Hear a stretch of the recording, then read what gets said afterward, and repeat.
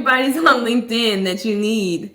So it's just a matter of utilizing that. You have to tailor your LinkedIn profile, your resume to the job that you want. Because when recruiters are using LinkedIn, they're searching by keywords. So if you're like in a leadership program at GE or something, don't put that in your headline. If I'm a recruiter, I'm not searching leadership program. I'm searching keywords like program manager, project manager, or things like that.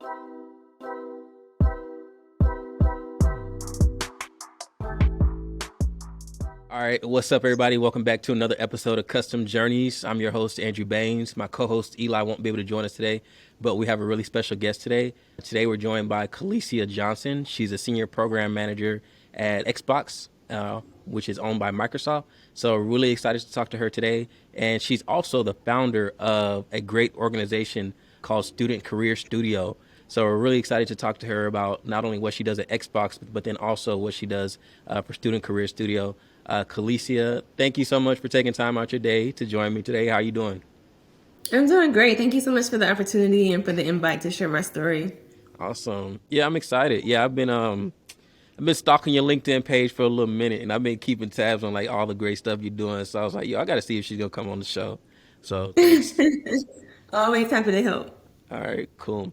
So, you have a really interesting job title, Senior Program Manager at Xbox. There's a lot of gamers out there that may not be aware of what you do. So, like, what's kind of a day in the life for you as a Senior Program Manager at Xbox? Yes, program manager is such a broad title. Like it can literally mean so many different things just depending on the team that you're on. So if you were to ask like five different program managers what they do, they may give you five different answers. But for me, it's all about driving clarity amongst cross-functional teams. My focus is the what are we doing and why are we doing it, making sure that everybody understands that. I work with several awesome developers that focus on the how we're doing it, which is a significant change for me coming from the oil and gas industry where my job was to figure out how we're going to do this as like, a technical engineer. So for me to focus more on the front end of things has been a really awesome change. All right, cool. Well, let's go ahead and get into it a little bit more. So you've already mentioned that you worked in the oil and gas industry for a little bit. Take me back even a little bit before then. I saw you attended FAMU, studying mechanical engineering. What made you interested in engineering to start with? Yeah, growing up in Detroit, I always thought I would land in the automotive industry. My dad was a mechanical engineer at Ford. So I grew up participating in the DAPSAT program, which is the Detroit Area Pre-College Engineering Program, since I was in middle school. So every summer and Saturday mornings, I would take some kind of engineering class. We'll take tours of different, automotive vehicle assembly plants, which I always thought was cool. So I already knew that, going into college, I'll be an engineer. I actually started out as a biomedical engineering major because I wanted to work in the hospitals and design like tooling for the doctors to use during surgery.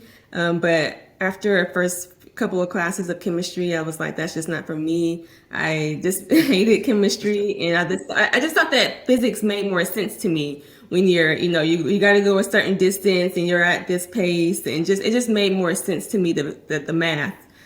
So I was switched over to mechanical engineering. I did like two internships at General Motors, one in Kansas City, where at the time they built the Saturn Aura. I don't even think they make that car anymore.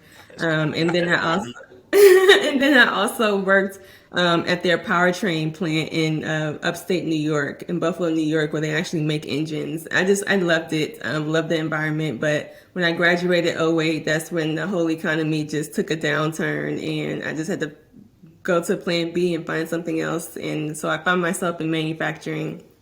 So after I graduated from FAMU, I actually moved to Kingsport, Tennessee, and started working at a company called Eastman Chemical Company. After a year, I got laid off. It was like three or four of us they recruited from FAM. They just like started heavily recruiting at FAM a few years before I hired on, and all of us got laid off. So I started in like June. By April, I was laid off.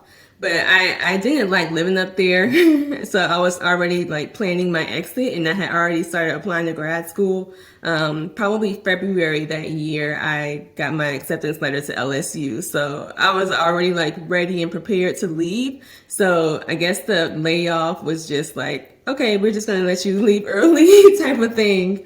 So I wasn't like bothered by it like mentally or anything. I'm just like, okay, cool. I have a few extra months to just hang out. And so I went to FAMU graduation and went down to campus for a while. Went to Baton Rouge. Mind you, I had never been to LSU. I just followed their sports and I knew that, they had a good engineering program. So I went down to LSU, found an apartment, and started grad school that fall. So I lived in Baton Rouge for a couple of years and did an internship between my 2 years there. Ended up moving down to New Orleans to work at Dow Chemical Company as a maintenance engineer. New Orleans was cool. At the time, I had a lot of friends in Houston, so I knew that was my end goal to move to Houston. So after a couple years in New Orleans, I'm like, okay, I've had enough of this. Like I've been on Bourbon Street a million times. Every time somebody wants to come visit, they want to go to Bourbon Street. And I'm just like, oh my gosh, like I'm over it. So ended up going to the NSBE conference, which is the National Society of Black Engineers. I had some really good experience at Dow as an engineer working on a recommissioning project. Basically, the plant was shut down for 2 years and they were like opening up all the vessels and equipment and upgrading materials to make sure that they could, start producing from the plant again, which gave me some really, really awesome experience and a strong resume to finally go to the big oil companies and see if I can get hired because I tried in undergrad and I just kept getting rejection letters. So I was like, let me try one more time now that I have a master's degree and I have more, solid transferable experience. And I went to the NSBE conference and talked to Chevron, and about a month later, I got an offer. Like I literally interviewed about 9 a.m. on like sometime during the week. By 4:30, they called me back with an offer the same day. I was like, oh my gosh, that was so awesome because they were like, well, we only have positions available in Midland, Texas, which is in the middle of nowhere, in New Orleans. I'm like, okay, that's fine. At the time, I just wanted to get on with a major oil company. And come to find out, when they finally called me, they're like, hey, we have this position in Houston. I'm like, oh my gosh. Like, it just came out of nowhere because I wasn't expecting it. Mentally, I was just ready to take one of the other locations, but everything just worked out. So I was just super excited. Finally moved to Houston in 2013. Was at Chevron for about 8 years. Started to get bored a little bit. Started looking at tech companies. I wanted something more fun, innovative. I wanted something more fulfilling. Um, and yeah, I just started looking at tech companies and networking and made the career pivot to Microsoft. So it's been great. Awesome. Yo, yeah, yo. I appreciate you taking me through the whole thing. That's awesome. Hey, so let's back up. I think it's awesome that your dad was a mechanical engineer. I mean, that's not very often that many of our guests actually come from families that have an engineer already in there. I think you're probably the second one. So I mean, I think that's amazing. Also, at FAMU, how did you pay for college? Did you have like scholarships, or how were you paying for your education? Yeah, all scholarships. Man, I was in that scholarship office literally every semester. So yeah, scholarships. My senior year of high school, I applied for a ton of scholarships. So yeah, I paid for college through scholarships, thankfully. All right, nice. That's dope. Okay, cool. So, that first job you landed, how'd you land that job again? Was it through like a career fair or like a networking connection? How'd you land that first job right out of college? Yeah, career fair on campus, and I was president of the National Society of Black Engineers chapter Okay. there. So I had a lot of access to recruiters when they came on campus and wanted to like host the information session during one of our organization meetings and things like that, general body meetings. So I was able to build lots of connections there. A lot of the companies, like back in 2020, a lot of companies weren't hiring, and I feel like back in '08 it was pretty similar. A Hmm. lot of companies weren't hiring, so you just kind of had to take what you got. So yeah. Gotcha. And then that's also how you got the job at Chevron. You said you went to a NSBE conference and you got the okay. Yeah, I went to the national conference to talk to recruiters at Chevron and other oil companies as well, and that's how I got that. Yeah, so as an engineer, especially as an African American engineer in undergrad, I mean, the National Society of Black Engineers is gold. There's so many companies that don't come to your school, but if you go to the national convention, you can have access to them. So I definitely highly recommend for any student in engineering to join the NSBE chapter at your school if they have one, and definitely attend the national conference in the spring. Okay, so we're gonna talk more about like your experiences with conferences and networking and all that stuff later on some more. But I do want to go ahead and ask you this before we go any further. So I mentioned you're the founder of Student Career Studio, a great nonprofit that's really trying to help people land internships, jobs, things of that nature. What was kind of the motivation behind it, and can you tell me more about Student Career Studio? Yeah, sure. So, Student Career Studio was born just from my own personal experience while I was at Chevron. Chevron doesn't have full-time recruiters like a lot of companies do nowadays. Usually, the recruiting team that goes to different conferences and campus, they basically send an application like, "Hey, are you interested in becoming a campus recruiter and going on campus to recruit students for full-time and internships?" Fill out this application. HR selects you select like what school you want to go to or what conferences you want to attend, and HR basically creates the different teams. So when I first hired on Chevron, I was put on the Georgia Tech team. So every fall around like September, I would go to Atlanta and recruit students at Georgia Tech. One year, the line, you know how you go to a career fair and you go like stand in line and wait to talk to all the Yeah. recruiters in this huge place. So one year, I looked up and my line was full of nothing but African American students, and I was like, wow. So students really are looking, because it's really intimidating when you, especially as an underclassman, if you don't have any experience, this is your first career fair, you're kind of intimidated, you kind of don't know what to say. Maybe you practice your elevator speech a little bit, but now it's game time to talk to these recruiters. So I just felt like they just felt like I was someone that they may resonate with and they felt comfortable talking to. They were happy to see that I was Black and a female and worked at this big company. So it was like, wow, that sounds really interesting. And then, just based off experience and talking to other students and just participating in so many information sessions, I realized all career centers are not created equal. Like Georgia Tech has an awesome career center. You go to Georgia Tech, you have all the resources you need. You get all these companies that come to your school and you're exposed to so many opportunities. But say you went to a smaller school, so for example, like a Georgia State, you may not have that same access to different opportunities. So I was like, I'm a firm believer that, no matter what school you go to, you should still have equal opportunity to apply for the roles that you want, apply for these different scholarships that are available out there. I don't remember FAMU or Google or any of those companies, Microsoft or Google coming to FAMU to recruit, but that doesn't mean that a FAMU student can't apply and get an internship there. So that's kind of where Student Career Studio how it came about. I love LinkedIn. It's like my Instagram. I see so many opportunities on there, and I will only send those to my mentees. But then I was like, how many other students just aren't aware of these opportunities and that they exist? So my whole goal was to just start pushing out the opportunities so students can know, hey, you're qualified for this. You can apply for this. And just let them know that, it's just so much opportunity out there. And sometimes, you don't know where to look.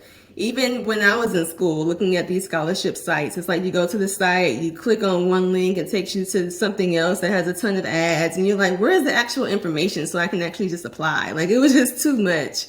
So I try to make it easy for students to just apply and just know the opportunity is there. And I also just try to fill in the gaps of the campus career centers. A lot of campus career centers still focus on resumes and mock interviews, but in 2022, getting a job and the job search is so much more than that now. So we host different like webinars, like Ask a Recruiter. We have interns that have interned over the summer or the spring or the fall at Fortune 500 companies. Come share their experience about how their process was. What kind of interview questions did they ask you? Was it hard? How did you prepare? How much time was it from the time you applied and then the time you got your offer? Did you enjoy your time there over the summer? Were you given a mentor? Were they helpful? Did you find the role fulfilling? What was the company culture like? Things like that. Because I may be a student who wants to work at Microsoft, but I don't know anybody that works there. So this is just an opportunity for students who have had experiences share their experiences with other students and kind of build community. So we also do a grad school panel for students interested in grad school. What does a successful application even look like? We talk about that. Networking is really big. And we're trying to expand the programs that we have, but we just started a LinkedIn course for students. Not enough students are on LinkedIn. A lot of them don't know how to use it. A lot of them are intimidated or overwhelmed when they come on the platform because all they see are these "I'm excited to announce" posts. And so some students, I was talking to one student yesterday, she was like, when I first got on LinkedIn, I felt like I was behind, She saw all these excited to announce posts or people getting accepted to all these awesome companies and all these leadership programs. And she was like, man, I really need to step my game up. And so she actually got off of there because she was like, she just felt behind and overwhelmed. So I kind of want to bridge that gap as well. So yeah, it's definitely a passion project of mine. I'm hoping to expand it and reach more students. So just to prepare them, professionally for the workforce. And that's awesome. And I think that's valuable feedback that she gave you because I think we don't really think about that when we use LinkedIn. That like if you get on there, it can be really intimidating for those who like don't have a new announcement or anything like, especially if that's your first time on there. But I mean, kudos to you for like identifying the need and not only just identifying the need, but actually creating a solution to fix it. I remember when I was in the career fair lines, I was just like what you were saying. Like I'd look for the black man or black woman that's like, yo, they can relate to me. I'm already super nervous. I'm 19, Yeah, 20. I don't know what to say. I feel like, hey, it'll put me a little bit more at ease. So I think it's great that you're right. able to relate to these students and really like give them valuable information. Real one quick follow up question about Student Career Studio. What's kind of like the end goal or like the end vision that you have for the organization? Well, that's such a good question. My end goal is to just get more minority students the professional development that they need in order to land internships, get them funding for school. So every student should be able to at least get one or two scholarships for college. So my end goal is to get them a job, get them money for college, and give them professional development so that they're able to go into the workforce. So my goal is to really partner with schools, colleges and universities, especially the small HBCUs. I feel like even though I went to an HBCU and I love it, but there are over 100 HBCUs in the country, and I feel like a lot of money and attention goes to those same 10 HBCUs that are most popular. But what about the other 90, 95 schools? So I would love to partner with any school really, targeting minority students, partnering with organizations that can sponsor, a LinkedIn course. Maybe LinkedIn can give all the students that take the course LinkedIn Premium free for a year. Free LinkedIn learning so they can take different learnings on various topics to help them prepare for the workforce as well. So yeah, just to partner with more schools, get sponsorships from companies, and really make an impact on the world. I love that, and I think it's much needed. Yeah, a lot of us just think about like the Jackson States, the FAMU's, Clark, the big Yeah, ones that get all the attention. yeah, But I'm like, yeah, the other day I heard about like Paul Quinn because I was watching the Great Debaters again. I'm like, there's a bunch of smaller schools that people don't really know about, yeah. and not only that, but I think you're needed because a lot of these big corporations don't go to these small schools. They So, and I don't. mean, it's so much easier for somebody to have like make a direct personal connection and get a job versus applying in the HR portal and I don't know where your resume goes. It seems like it goes to the trash sometimes, but yeah, I think it's really needed what you're doing. So I'm happy you're doing that. One more follow up that I didn't ask you earlier about Xbox. Are there any like projects or anything like that that you could tell us about that you're working on that people may be like, oh, okay, yeah, I play that game, or I know what she does, or something that's relatable for our audience that you work on? Yeah, and I totally didn't. Totally forgot to answer that question directly when you asked me the first time. Sorry about that. So yeah, a lot of people think that I work at Xbox and I just play video games and create games all day. We do have time. Like people will schedule calendar meeting invites. Like, hey, let's just play games for an hour or two, and people do that. That is a thing. So that's pretty cool. We also have like bug bashes where, say, a new feature or a game is about to come out. They're like, hey, let's have a bug bash. Everybody just play a game. See if you could find any bugs or glitches in the system. We're going to document those and go fix it before we actually release it to the general public. So I work with Project X Cloud, which is cloud gaming. Basically, cloud gaming is, you no longer have to go to the store and buy a console if you want to play Xbox. We meet people where they are. You can play games on your phone, on your computer. You can stream games. You can stream console games on your laptop. We want whatever device you have, we want you to be able to play games. So I work in cloud gaming, which is pretty cool. My team is called the Azure Engagement Team. So we're basically looking for ways to reduce our cost per streaming hour. We have all these consoles and servers in the data center. So max gaming time is after work, after 5 o'clock, after school. When people are at home, they start playing video games. But right now, during 8 to 5, our utilization is pretty low. Nobody's really playing games right now during the middle of the day, during the week. So we're trying to find ways where we can use our servers and our specialized hardware to do different things with. So it's been really cool to be a part of that. This is something that we haven't looked at before.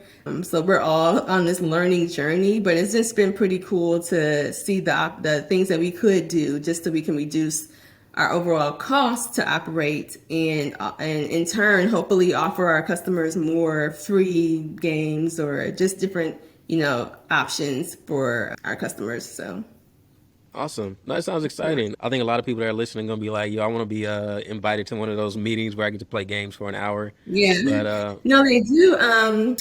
I can't remember but you can sign up to like try games out before they come. I'll have to like look up the link. I think it's in my email somewhere if you wanted to share it. So okay, people can like sign up to be, I think it's like Xbox Insider or something. But like a they beta can sign up. tester. Yeah, something like that. They used to have people that come into the office. In the office, we have like these lounges where people just come play games. But we have a really awesome user experience research group where they work with all the they work with all the focus groups and people that come, and they just do all these surveys and tests and things like that. But of course, they moved to this virtual space now, which they have access to way more people to do all this testing. So I'll try to find the link so you can share it if people are interested. Okay, cool. Yeah, that'd be good to share with our audience. So I feel like we got a really good understanding of your career and things you've done. And then not only that, but also the Student Career Studio. So we're gonna move into our next segment, which is called Factor Cap. So Factor Cap is basically true or false, and it's a quick fire round. So try to answer each question in 60 seconds or less. Number one, you got to answer Factor Cap, but then also if you want to give a brief explanation, you can. All right. Cool. And so I'm going to warn you, there's going to be one salary question in this round, just so you know. So Got it. feel free to give a range if you don't want to answer directly. All right, cool. So I'm going to start off with Factor Cap. A college degree is worth the money. Cap. Especially in tech, like a lot of tech companies are finding different ways to get more diverse candidates. A lot of people, like if you code, a lot of people didn't go to college to learn coding. They are self-taught coders. There's so many certifications and YouTube videos and courses on Udemy and Coursera that you can take and learn how to code. And Microsoft and all these other tech companies have apprenticeship programs that don't require you to have a degree. So yeah, I don't think you need a degree to be successful. Gotcha. You surprised me with that one. All right, cool. Factor Cap, LinkedIn is the best way to network with people. Fact, 1,000%. All right, cool. Uh, this one I did some research on you. Factor Cap, being in a sorority has helped you professionally. Facts. Okay. Yeah, when I first moved to Houston, I joined the Delta chapter here, and those were my first Houston friends, and the network was just like amazing. So yeah, definitely facts there. Okay. Awesome. All right. Factor Cap, it's not what you know, but who you know. Facts. Networking is amazing. There's so many opportunities just talking to people. And I will go even a step further. Like it's what who you know can do for you as well. Them opening up their network for you, them knowing exactly what you want and just being resourceful and pointing you in the right direction. So yeah, networking is like so important, especially nowadays. Okay. Last one, salary question. Factor Cap, according to Glassdoor.com, The average salary for a program manager is around $150,000 factor cap. That. Okay, cool. All right, awesome. You did amazing. That was awesome. Yeah. We got one more segment before we let you go. So this next segment, I called you the LinkedIn guru because I've been paying attention. I'm like, yo, you dropping a lot of gems on here, getting featured on LinkedIn and whatnot. I'm like, I've been following you before we connected, I believe. So excited to hear what your thoughts are, and here's some of the advice that you have in terms of professional development. First, I do have another salary question though for you. Since we're in Houston, it's like oil and gas capital of America, really. What is so the first question for this segment? What is a typical salary and benefits that somebody could expect as an engineer in oil and gas industry? How many years, like entry level? Yeah, let's do entry level. Entry level. So when I first got on with Chevron, my offer was for 96,000. So I'm sure, I mean, an entry level engineer coming straight out of college can make over 100 grand in like as a first job. Are there any Yeah. cool like benefits or anything like that, or bonuses or anything that people may want to be aware Um, of? at Chevron, they should give you a signing bonus, but I know people that work at Shell and BP. Shell and BP, I'm not sure about Exxon, but Shell and BP, I believe, also give you stock awards. But Chevron didn't do that. So that's definitely something to consider and look at and negotiate if they do give those to entry level. I'm not sure what the process is, if they give it to everybody or do they give it to you after 5 years or so. But definitely something to consider as you look at the entire compensation package. All right, next question. So you spent a while in the oil and gas industry. I think I saw you said like 7 years at Chevron or something like that. But you've been able to successfully pivot into tech. And a lot of people are looking to pivot, whether it's from education into tech or whatever the case may be. What advice would you give for others who are looking to successfully change careers? Yeah, so much advice. One is find others that have been successful at making the pivot. LinkedIn, LinkedIn search bar. I go through this on my LinkedIn course. But you can filter, you can search people by their current job, current company, and past company. So say you work at Bank of America and you are looking to transition to Microsoft, you can put in the role like maybe like a financial analyst or something. Type that in the search bar, filter by past company as Bank of America, current company Microsoft, and it should give you a list of people that have, used to work at Bank of America but now work at Microsoft. So I would recommend reaching out to those people, seeing, what made them want to pivot, what their experience pivoting was like, and just see if they have any advice for you. I also find that a lot of people are so focused on their current job title. And I was the same way. But you have to get out of that mindset and stop thinking about like what you currently do, but how you do that. What skill sets have you developed over the years to do what you do, to get your job done in your current role? There's so many teachers, like you said, so many teachers looking to transition into ed tech or some tech space. But don't think of yourself as a teacher. Teachers do so much. They do project management, they do program management, they work with different customers, including like the faculty and staff and parents. They're responsible for, making sure their students are successful and increasing test scores and things like that. So think about how you get your job done and the skill set that you have there. Compare that to the job description that you're interested in applying to, and just, be able to highlight those transferable skills. Use language within the industry that you want. Like project management is more, I feel like it's more highly used in the manufacturing, oil and gas, chemical space. And it's program management, product management, technical program manager within the tech space. So those are just words to look for and just to get familiar with the terminology, which I'm still trying to learn too. But you have to tailor your LinkedIn profile, your resume to the job that you want. I mean, you can find those keywords through looking through the job description. Because when recruiters are using LinkedIn, they're searching by keywords. So if you're like in a leadership program at GE or something, don't put that in your headline. If I'm a recruiter, I'm not searching leadership program. I'm searching, keywords like, program manager, project manager, or customer focused, or things like that. So just make sure that you use the job description. It's going to be your best friend, and use that same terminology for your profile and resume. Yeah, that's a lot of gems right there. That's a lot of great advice. I know me personally, I've gotten hung up on like the title, and I'll look at a job I want to apply for and be like, "Hey, 5 years experience doing X, Y, Z," and I'm like, "I've never done that, but I think I could do this job." Um, Yeah. Sometimes people might look at a job and they might get deterred by like the years of experience that a job posting may have. In your experience, how relevant are like the years of experience on a job posting to like being able to actually do the job? If that question makes sense. Yeah, I think it really depends on the actual role. I know some recruiters, if it says you have to have 7 years, they are like, oh, well, you only have 6 years and 9 months. Like, they are really strict when it comes to 7 years. But I say, you miss 100% of the shots you don't take. I would still apply for the role. You just never know. So I won't, like I always tell people, don't tell yourself no and do all this self rejection. Let them tell you no if you're not qualified. So I would still apply, even if they ask for 5 years and I only have three, I would still apply and just hope that my experience and my resume and everything else is on point and they'll be still interested in speaking with me. So it all just depends. Gotcha. Great. And I love that tip you gave as far as like searching for past roles and current roles. I think that's a great way to kind of network and find somebody that maybe Yeah. have a relatable experience to you. You gave like a ton of examples. I had a question on here. What are some changes that people can make to their profile to help them land a job?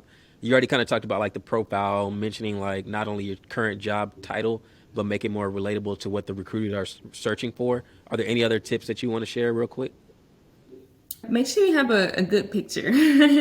I see different kinds of pictures on LinkedIn. So just make sure your picture, your face is like seen and you look approachable. Make sure your headline has 220 characters available. This is like prime real estate on your profile, so make sure you have different keywords there as well. Your about section, super important. This is like your elevator pitch, sell yourself section. So make sure you include a brief bio of yourself. Speak in first person, not third person. So when people are reading it, they feel like you're talking to them and they're having a conversation with you. Include, things that may not be on your resume in there. Why are you decided to major in what you're majoring in school? Why are you so passionate about the work that you do? Give me some more background and context about who you are as a person.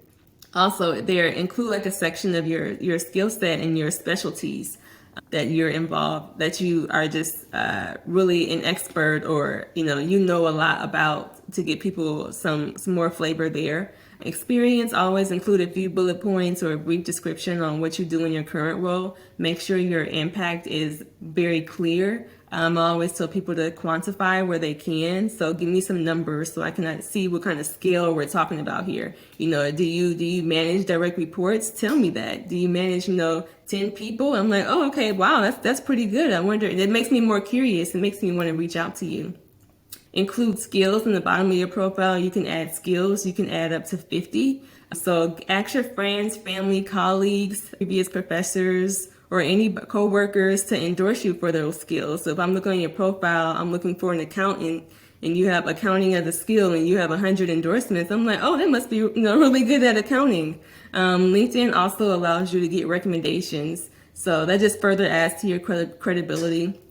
You can give others recommendations as well. So recommendations are always good to add to your profile. And LinkedIn just recently, I think last year, started this intro video feature. I have it on my profile, but you can record a 30-second video just introducing yourself. And it plays like for 3 seconds when you first visit someone's profile. And if they want to hear more or hear the whole video, they can just click on it, and like, it's just really good to put a face to a name, hear someone's voice. So it's really awesome for job seekers. They can just introduce themselves, talk about their passions, what they're looking for. It's written in text, but you're able to show some personality and people can like watch your video. So tons of things to do. If you need any help, just feel free to reach out, send me a message on LinkedIn. Happy to connect and help where I can.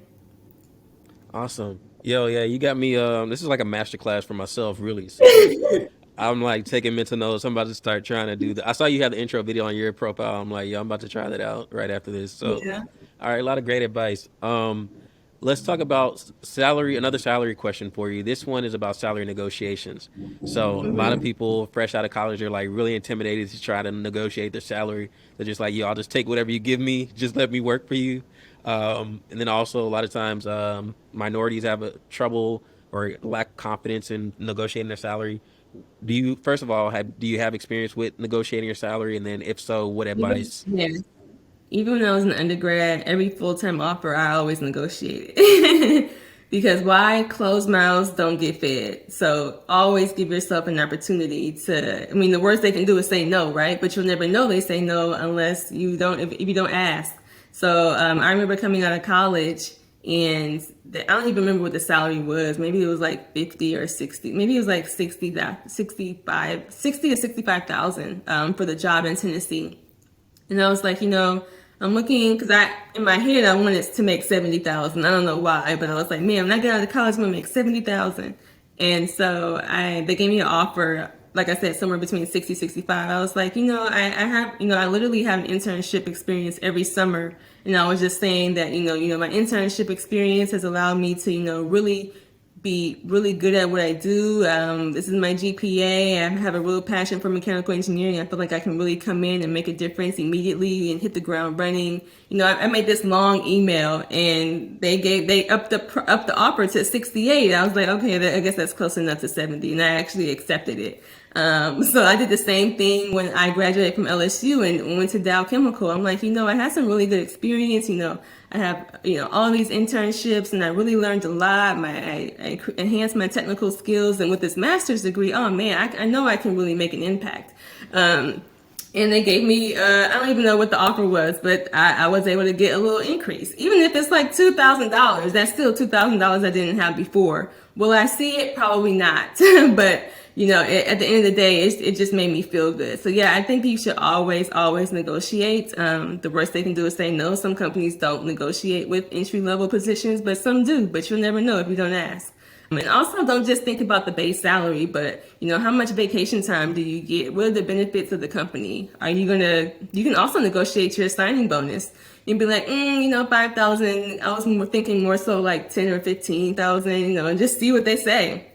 If they give you stock options, that's something you can also negotiate. 50,000 isn't gonna do it.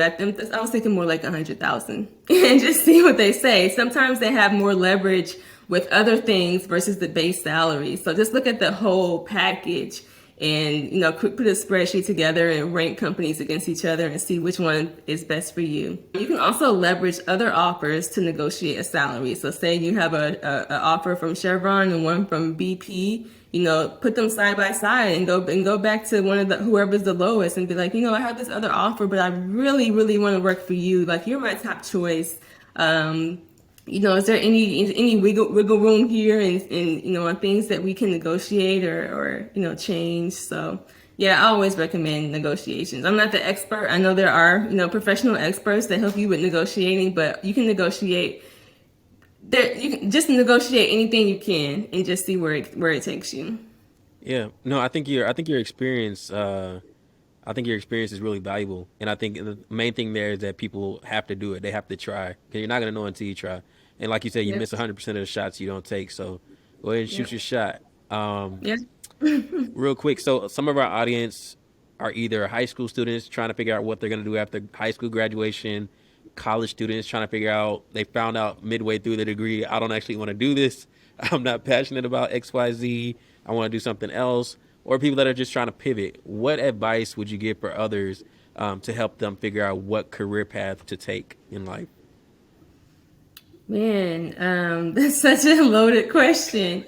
Or what, I say, we can rephrase it. Like what kind of helped you figure out like what career path was the right one for you to take personally? yeah, like on LinkedIn. I pay attention to what brands what they post, what they stand for. Like, did they acknowledge George Floyd? Did they acknowledge what's going on in Ukraine right now? It tells you a lot about the company culture. So if you aren't sure what exactly you want to do, like, think about the brands, the things that you use every day. Do you use Gmail? Do you like traveling? Maybe you can look at opportunities at United Airlines or Southwest. Do you have a side hustle? Do you sell things on eBay? eBay is hiring. They have recruiters on LinkedIn. Maybe you use Etsy. Maybe you love, frosted flakes. Maybe you want to work at Kellogg's and come up with, the next awesome cereal. Maybe you love your deodorant or the lotion or skincare that you wear. Maybe you can get a job at Procter and Gamble and work in that department. Like, think about the brands that you use, your favorite things. All these companies are businesses. They're going to need accountants, finance people, engineers. They're going to need communications and PR and journalists and writers. They're going to need all of those people help a business be successful. So I would just take a look at the brands that you like. Maybe you love Instagram. Go find a job at Instagram. Be a content creator or work with content creators and influencers. Work in social media or brand management. Just think about the brands that you like, the products that you use every day. Maybe you always like, maybe you have a product that you use and are like, man, I wish they'll change this, this, and this. Maybe that's an opportunity for a job for you to go be a product manager somewhere and really enhance the features and make the experience better for everybody. So just think about those type of things. Yo, I don't know if you want to do it, but I could definitely see you doing like a professional like life coach or career coach. I don't know if that's something you want to do, and I've seen a lot of people on LinkedIn doing it recently. But I mean, I'm Yeah. just saying, I don't know if that's something you want to do, but you might want to consider it. So, um, a lot of great advice you're giving. One last professional development question for you. Um, if you had to give one recommendation or one resource for people to use that is could help them with their career, what would it be? And by resource, I mean like it could be a certification, it could be an organization, a resource group, employee resource group. It could be anything, a scholarship. What resource would you recommend that other people try to help advance their careers? Yeah, LinkedIn. I mean, I can't, I can't say how awesome LinkedIn is enough. Like everything you need is there. One thing that differentiates LinkedIn from other social media, you have access to company employees. So go reach out to them, build relationships, find out about opportunities there, scholarships. You can like follow the Thurgood Marshall College Fund or Management Leaders of Tomorrow, which helps minority students get MBAs. Inroads, which helps students find internships with great companies. There's all these companies are on social media, especially on LinkedIn. You can find employees that work at those companies and get more insights on, how to be more successful. You can reach out to admission counselors on LinkedIn just by a simple search. Graduate admission counselors at colleges and universities that you want to maybe go to grad school at. Everybody's on LinkedIn that you need. So it's just a matter of utilizing that. I can definitely help with that if needed. But I mean, I wish I had LinkedIn back when I was in school. I really do. So that's definitely something special for college students. And I see that, mainly seniors use it, but I would start using LinkedIn as a freshman. There's a lot of companies out there that have specific internships for freshmen and sophomores. So you don't have to wait till you're a junior or senior to get an internship or a job. You can start, as a freshman. Like companies like Amazon, they have scholarships for high school seniors, $40,000. So they give you $10,000 a year over 4 years, and they give you an internship after your freshman year. Because they want to get you in as young, so you can keep coming back, and then eventually roll into a full time job with them. That's what a lot of companies are doing. They want you to keep coming back every summer. It makes it easier for them. It's cheaper for them instead of going to find new talent, you know.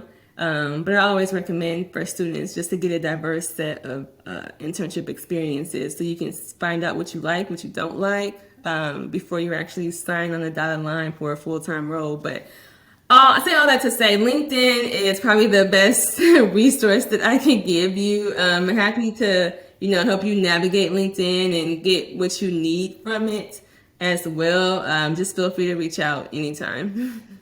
Yeah, yeah, that's a great advice. I didn't know Amazon was doing that, but it makes a lot of sense for them to just grow their own talent in house, Yeah, yeah, than having to spend a lot of money and time searching for it.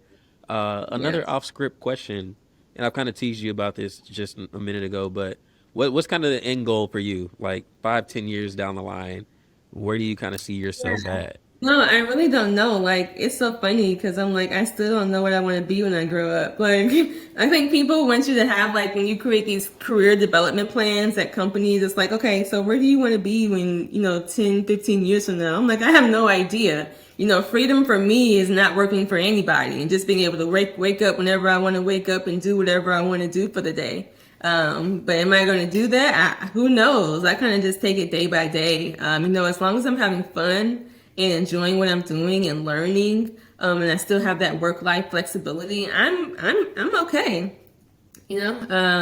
So I really don't know what I want to do. I've teased the thought of moving over to the recruiting space, but I still like doing that as a passion project. So I honestly don't even know. And now that I'm in a new industry and a new role, it's so much for me to learn. So it's kind of hard to say. But right now I'm having fun and really enjoying what I do. Yeah, or we need to talk after this ends. Like, you make me think about my career so much. No, 'cause, I've been teasing the thought of being a recruiter as well, because like obviously why we're here is to help more people from our communities.